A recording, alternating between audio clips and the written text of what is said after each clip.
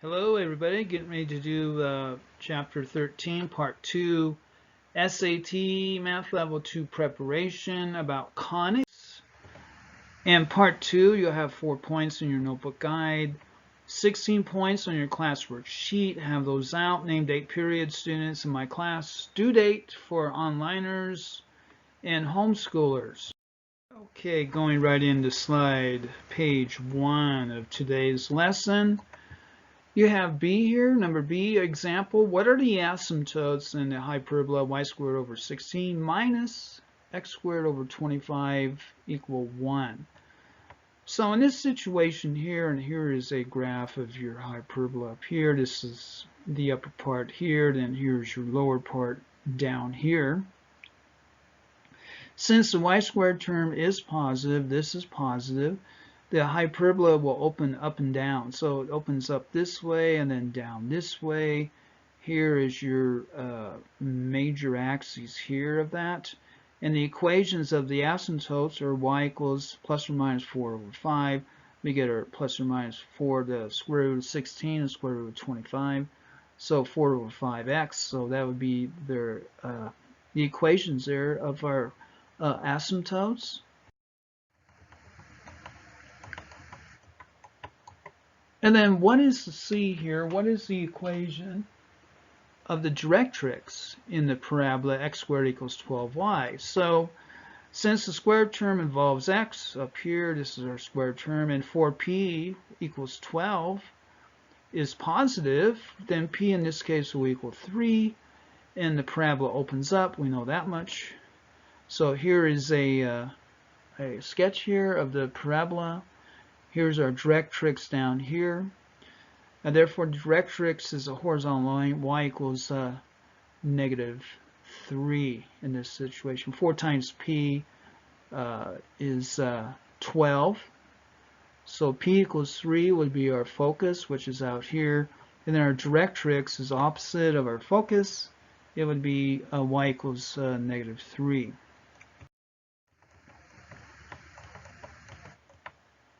D. What are the endpoints of the minor axes of the ellipse? X minus 2 quantity squared over 36 plus y plus 7 quantity squared over 16 equal 1. So the ellipse has been translated from the origin 2 units to the right. 2 units to the right. Here's our center. And 7 units down. 7 units down. So here we're 2 units and then down 7 down there. So its center is at point 2, negative 7. Since b squared equals 16, from up here b squared equals 16, it's the smaller of a squared and b squared. The ellipse is elongated horizontally, and the minor axis is vertical. So the minor axis here, here's our vertical axis. Here is vertical. The endpoints of the minor axes are square root of 16 equals 4 units above and below the center. So we have 2, negative 11, and 2, negative 3. And so therefore the endpoints of the minor axes have y equals negative 7 plus 4 is negative 3, and y equals negative 4, y equals negative 7 minus 4 equals negative 11, and the endpoints are 2, negative 3 and 2, negative 11.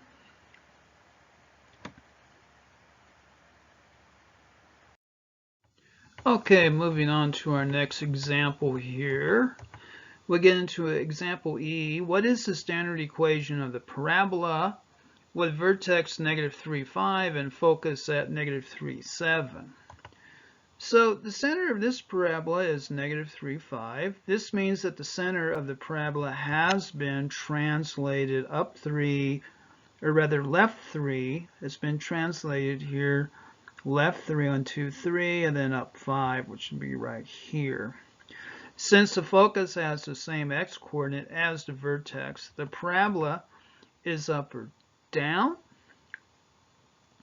The focus is 2 units above the center, so it's up here at negative 3, 7. So p equals 2, which means that the parabola opens up. We know that, so it has a opening up where it means it's positive. Therefore, the equation of the parabola is x plus 3 quantity squared equals 8 times quantity y minus 5. That would be your the standard equation of this parabola. Okay, so we have example F. What are the coordinates of the vertices of the hyperbola x minus 1 quantity squared over 9 minus y quantity y plus 2 quantity squared over 4 equals 1. So what are the coordinates of the vertices of this? So the center of this parabola is 1, 1, and then negative 2, which would be right here, is where your asymptotes intersect. They'll be right here.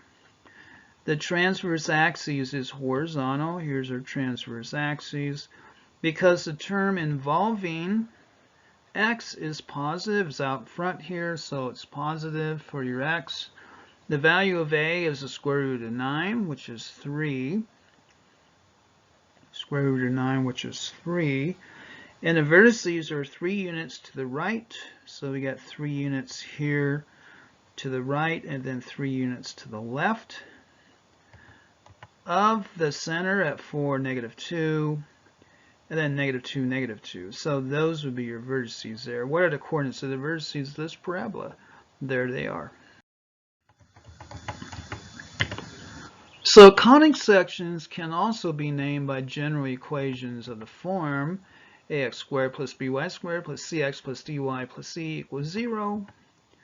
These equations can be transformed into standard form equations by completing the square in both x and y. The following examples show how this is accomplished. Okay. So what do we got? We got G here. Describe the conic whose equation is x squared plus y squared minus 8x plus 6y minus 11 equals 0. So what is that? Complete the square in x by adding negative 4 squared equals 16 to both sides of the equation. We're going to take negative the 1/2 of negative 8, square it, add it to both sides. Complete the square in y by adding 3 squared equals 9. So in y here, 1/2 of 6 squared, and then we add 9 to both sides. After also adding 11 to both sides, we're going to get rid of this negative 11 here. The transformed equation is quantity x minus 4 squared plus y plus 3 quantity squared equals 36. This is the standard equation of a circle with center at 4, negative 3, which would be right about there, and radius 6. So we have a radius 6. Here's our radius out here. Take square root of 36. And then here's our radius here. So it's a circle. This is a circle. Okay, let's try another one. We got example H here.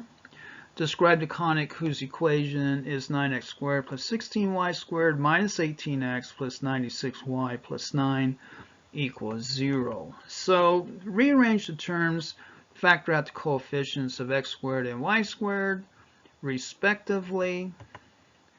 So we group like terms here, factor down. We get 9 times x squared minus 2x plus 16 times y squared plus 6y plus 9 equals 0. Then complete the square in x and y, being careful to add the constant terms to both sides of the equation. So we have 9 times quantity x squared minus 2x plus 1 plus 16 times quantity y squared plus 6y plus 9 plus 9 minus 14 minus 144 equals 0. Thus, 9 times quantity x minus 1 squared plus 16 times quantity y plus 3 squared will equal 144. Here's our equation there. Divide both sides of this equation by 144 to get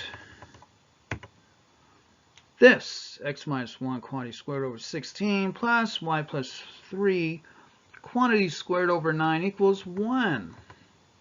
So this is an ellipse of horizontal orientation here with, here's our horizontal orientation, with center at 1, -3, which is about there. A major axis of length of 8, which is this, and a minor axis of a length of 6, which is that. So, and then we put our ellipse here like that. So there's our ellipse. Okay, so if you only want to know the type of conic by looking at the general equation, there are some obvious guidelines. If a or b is 0, but both are not 0, the conic is a parabola. If a equals b and neither is 0, the conic is a circle.